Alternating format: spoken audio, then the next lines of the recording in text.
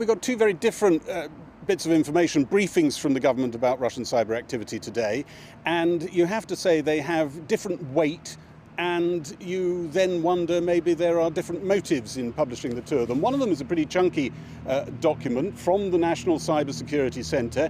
It's got all sorts of bits of information which could help institutions, pharmaceutical institutions, academic institutions who are looking into vaccine, help them protect themselves against Russian cyber attacks. And I think they also hope that by putting this sort of stuff out there, it can have a deterrent effect on Russia. The other story, though, that they've put out there today, coinciding, is the suggestion that Russia interfered in the general election by, if not actually stealing the US-UK trade document, which did make quite a splash in that general election, then they feel pretty confident plonking it in the middle of the general election, drawing attention to it, making sure that it surfaced. Now, the funny thing about that is that there isn't a great big document about that, just a line, and it's not really a new line. Reddit, the website on which it appeared, actually said pretty much that in terms in December before the election itself. So we knew all that, and you have to wonder what is the motive, particularly because it comes just a few days, we expect, before we finally get that Intelligence Committee report into Russian influence on British politics. Breaking news here, a joint investigation. Britain revealed the cyber attacks in a coordinated announcement with the United States and Canada. All three countries said that Russian cyber attacks were targeting those researching coronavirus vaccines. The National Cyber Security Centre pumped out the names of the hackers in a rare sharing of detail. The briefings explained how the Russian hackers target vulnerabilities in computer access programs like Citrix and Pulse. They detail spear phishing operations which lure you to click on malware or malicious software programs like Wellmess and Whalemail, which seek out and steal data. The government wouldn't say if research had been successfully stolen. They did stress no research had been damaged or deleted. I think it's important to call it out because we're not going to wait until there is harm. It's clearly wrong, contrary to international law, contrary to Russia's responsibilities as a member of the international community. Dominic Raab admitted the government wasn't 100% sure. Russia's news channels emphasised the caveats. Moscow said the UK position was almost incomprehensible. Experts here said it looked like standard Russian practice. It is what I'd expect, and indeed at the start of the lockdown, you'll remember that the UK and US governments said that there were attacks going on against research and pharma industry to do with COVID, and it was clearly referring to this. And it's what certain countries, particularly Russia and China, have done for many years. It's perfectly normal behavior, and it would be slightly surprising if they weren't doing it, particularly as anything to do with a COVID vaccine or treatment is the most precious intellectual property in the world at the moment. Russia is claiming it's close to developing its own vaccine. Not everyone is convinced. The Russians, being more than a little bit paranoid, probably suspect that actually they will be at the end of the line for handing out vaccines and being able to sort of build their own capacity when sort of some vaccines actually developed. So they probably thought, well, let's sort of steal a march.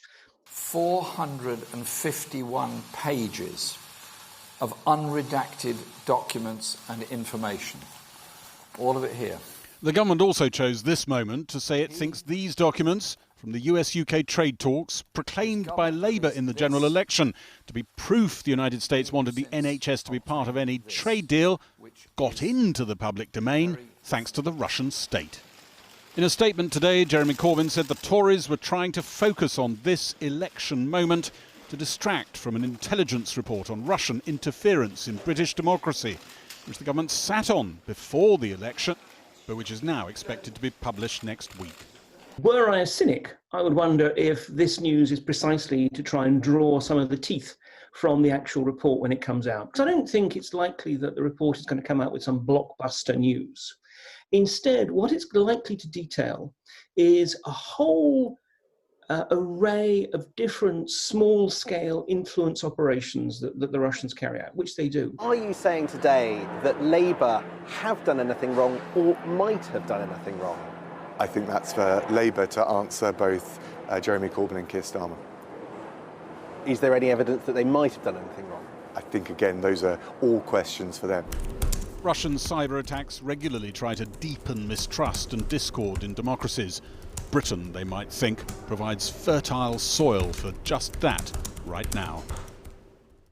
Gary Gibbon there. Well, we're joined now by Christo Groise from Bellingcat, a research organisation that monitors Russian involvement in the affairs of other countries, including ours. Thanks for coming on the programme. So tell us a bit more about these hacking organisations, APT29, or otherwise more colourfully known as Cozy Bear. Yeah, the best-known Russian hacking organizations that are state-attributed are APT29 and APT28.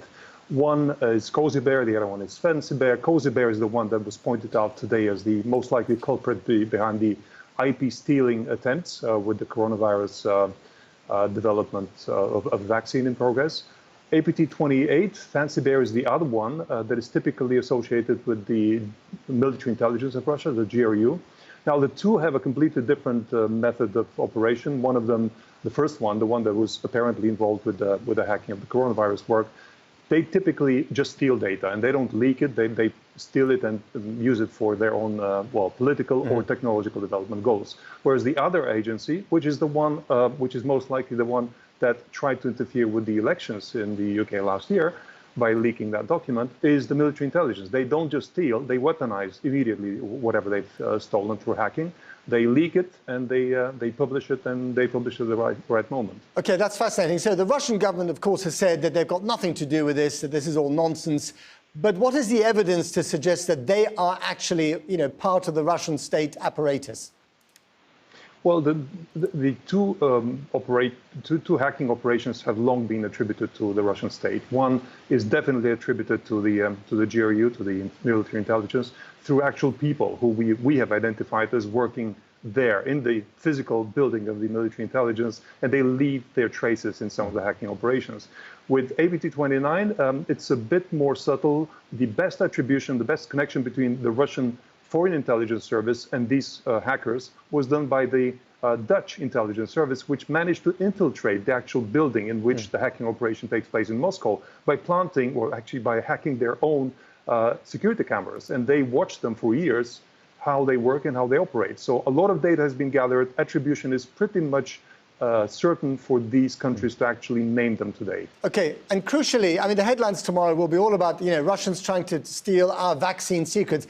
Is that what they were up to? I mean, we had a suggestion in the report that Russia's afraid of being at the end of the line. Are they basically trying to steal this stuff and make their own?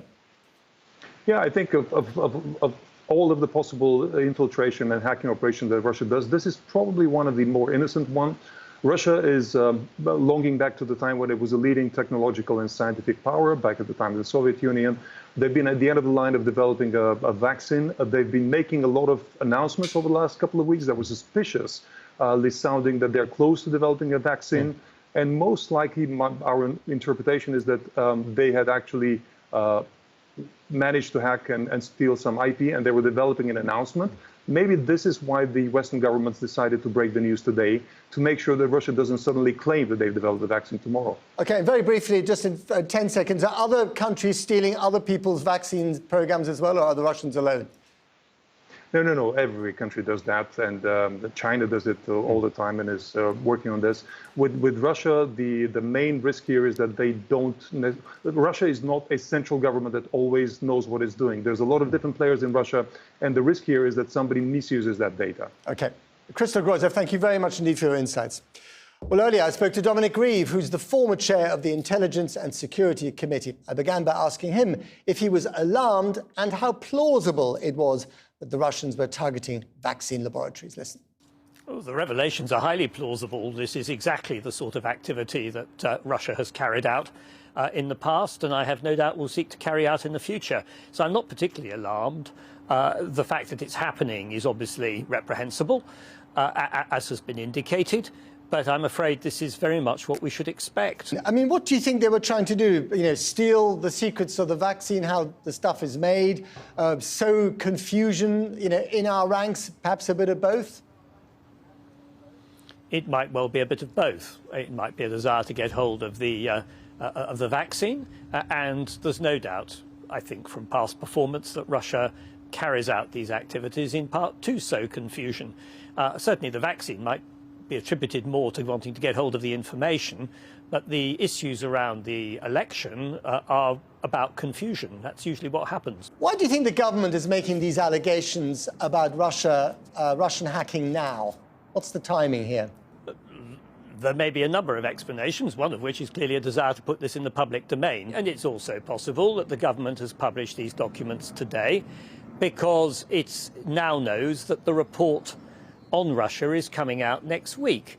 And I have to say, from past experience, it's not the first time that a report being published by the Intelligence and Security Committee has been preempted a few days earlier by the government making an announcement which relates to the content of what is going to be published. So the government may have done that as a piece of media management. In the same vein, do you think this is part of an effort to distract from the political storm over Chris Grayling and Julian Lewis as chairman of the Intelligence Committee that you once used to head?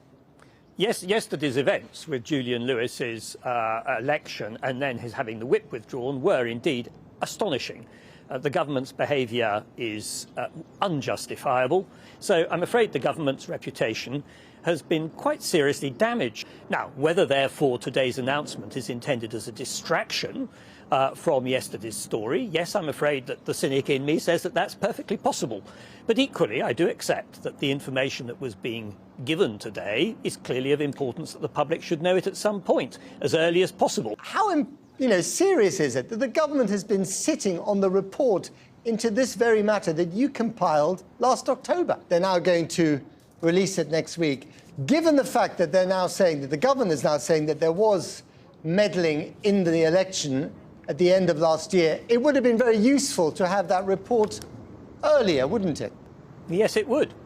Of course it would, and that was one of the reasons why we wanted it published. And there is, in fact, no good reason why it wasn't published at the end of October, early November last year. It's been delayed by 9 months, which I very much regret. It's important to understand that this report is more than about elections. It's about the threat from Russia generally. That is espionage, Russia's propensity for murdering people in foreign countries, including in the United Kingdom, as we saw with the Skripal episode. So it covers the range of Russia's threat, and I hope that when it comes out next week, it will be useful and informative for the public, which was what it was intended to be when we were trying to bring it out at the end of October, early November. And as I've said on many occasions, I regret it wasn't published then, and I can think of no good reason why it wasn't. Well, but you must think of some reason why it wasn't. I mean, this is your report. It was delayed in its publication. What do you think the government was up to? I don't know. I've always said I don't understand why it wasn't published then, and we can speculate to our heart's content, but I have no concrete answer to that question, unfortunately, except to be very regretful, because the explanations that the government advanced at the time are simply not credible.